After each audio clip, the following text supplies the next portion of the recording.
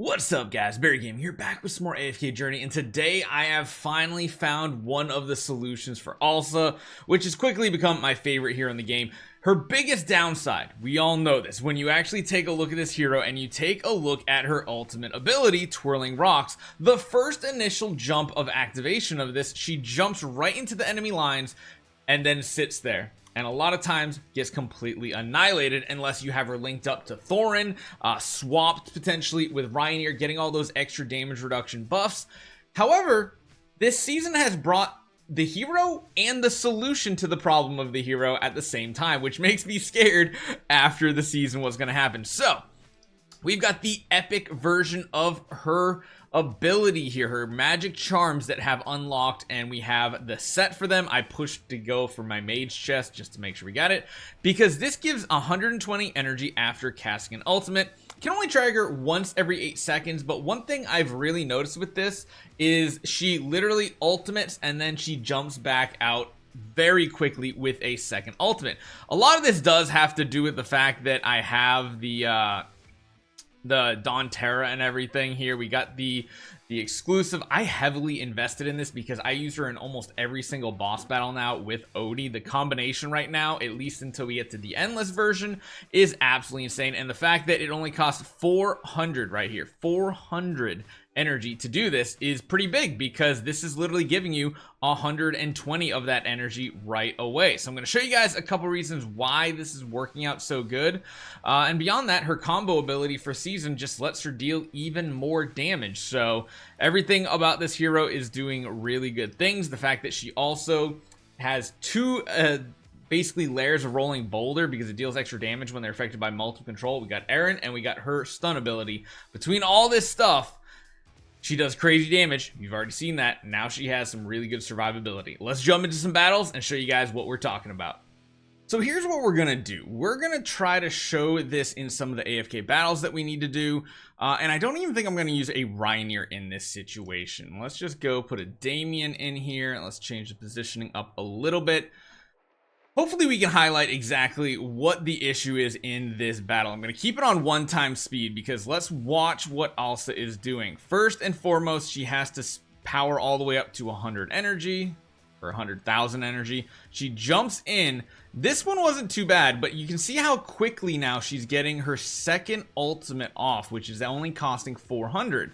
That's really big. And then beyond that, she can chain extra ones down the road for more damage, because she's getting that extra 120 energy every single time. So let's just try running this a few times. We're not going to do any swap strategies or anything like that. I just want to see what it looks like when she's already starting on her side of the battlefield. Ryanair kind of solves that problem most of the time with the extra damage reduction, but you see right here, she jumps into the middle, and then almost immediately she has a ton of energy and she can jump back out. Now that doesn't mean like end all be all is the solution. I still think you need to run other heroes like Ryanair that are going to help out with this strategy, but the fact that her magic charms let her get to her ultimate so much faster is a huge boost right here.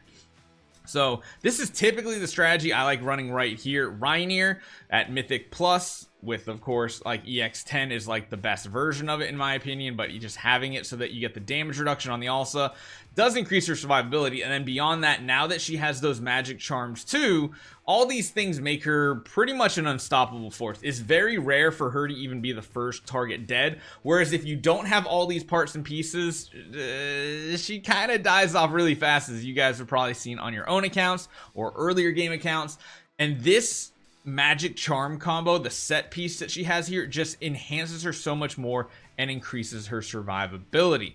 Because right here, you see she's in the thick of it. She does get to use her first ultimate, and then she uses the second one almost immediately to kick off and get back to her safe side. This is a crazy wave right here, and we might have to think up of even a different strategy here. So there is something else I do when I don't want to use a Ryanair strategy, and I actually showcased it earlier today when we were having trouble surviving, and that is throwing a Coco in this team and changing over to Cascade Spell.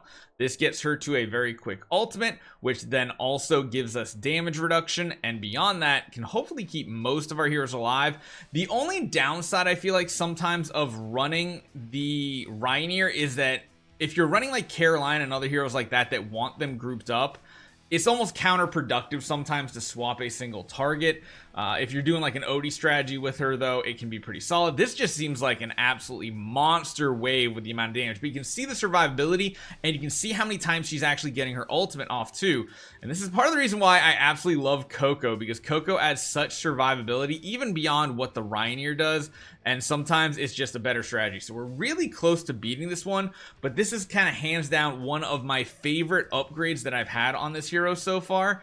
And I can't wait till it gets to a very higher version, because once we get it to higher versions, you get 250 energy back. That's almost like instantly getting your ultimate off a second time, because you only need 400.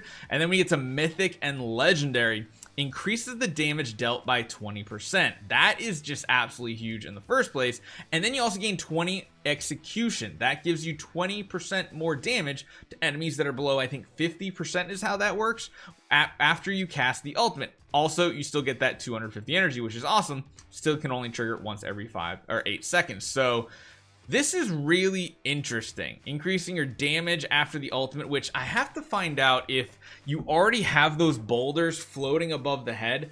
Does that increase the damage of those if they've already been applied? But getting this at least up to epic is going to be my next goal, and we have to see how close we are for that.